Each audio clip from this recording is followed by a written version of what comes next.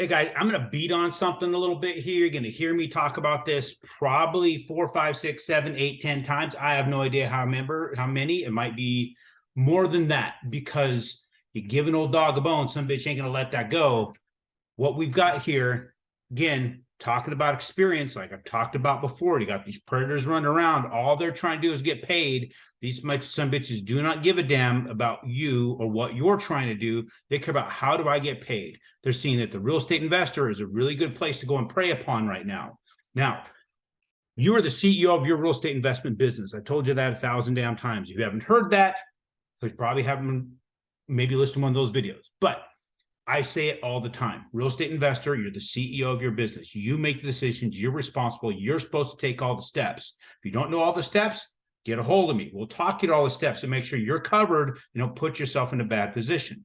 One thing a CEO does not do is try and hire a CFO, a COO, a CIO, any of those other guys, and put all those people on their board and trusted advisors because they take minimum wage. There's some bitches out there trying to buy your business. It's not going to be long, and it's going to come up and bite you in the ass because they can't buy it.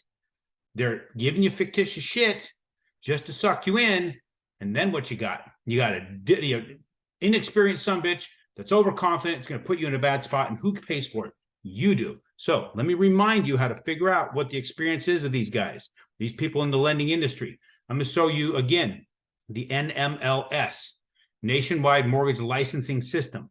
All you got to do is type in NMLS in your Google, right? Here it is, NMLS, and you'll see the consumer access pop up. It'll take you right here to nmlsconsumeraccess.org.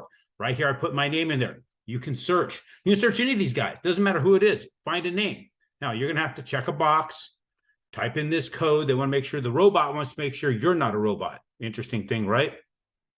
So here we go. Continue into this. It's going to pull up everybody with that name. Myself, aaron.chapman. If you look here, these numbers, the NMLS ID, you'll see these guys, the reason mine pops up first, it could very well be because of alphabetical order, but look, I have the lowest NMLS ID. I've been at this for a lot longer than these other guys because I got that NMLS ID like 2010, if I remember correctly. NMLS came out in 2008. 2010 is when I started getting to it because so I only put in 10 years of my employment history back in that period of time. So it takes you all the way back to 2000. They only wanted 10 years. Otherwise, I could take it all the way to 1997, broker that I worked for, and then another bank locally. So that's the experience. I've been working with real estate investors since way back here in the Countrywide Home Loans days. So that's when the investors are coming into Arizona. I started working with them back then, and we've continued to work with them ever since. I built a team around that. I got massive experience on my team. I got people that have been underwriting since the 80s on my team. You get to talk to those people. How often do you get to talk to underwriters in any other situation? You don't. Your pre-call is done by underwriters on my team. You get to talk to them. You get to know how to structure your business. You're not left flapping the breeze. And you're not getting some sort of smoke and mirrors. We're going to give you some sort of fictitious bullshit to get you to come in just to screw you on the tail end. So quit jerking off with these guys. Quit wasting your time on things of zero value. Focus your energy on something that's valuable, and that's getting your business right. Now, let's look at the market today and see how we're getting stuck in the ass as usual, at least lately. So we did have a pretty good day yesterday. Yesterday was decent. We came above two different, really, really difficult levels of resistance. But you can see this channel that I drew. We're in this downward channel. It's moving down. We're getting beat on. As you can see, anytime it comes up, it hits the top of this channel.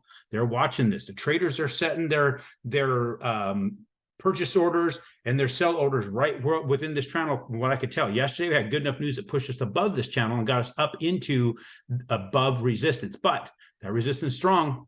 It got it. We opened below it and we hit right on the channel. So what's cool now is we're above the channel. So the channel I drew, now we're above it. We're going to ride above this. It's going to give us probably some downward still. But if we can push above this again and get back up in here, it might be good for us. But here's the problem that we also have. We have all this resistance in all these moving averages. We were above it for so long.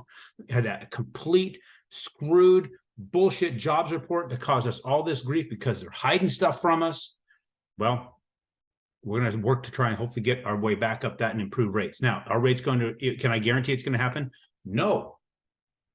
We got an economy that's pretty heavily screwed with all the quantitative easing.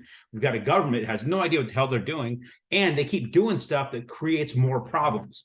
Like I've said in the past, Jerome Powell's wisest word so far About inflation, he says, what we know about inflation is we don't know enough about inflation. And they keep playing with it. Then they keep jerking around with the numbers to make it look like they're doing well, but they really aren't.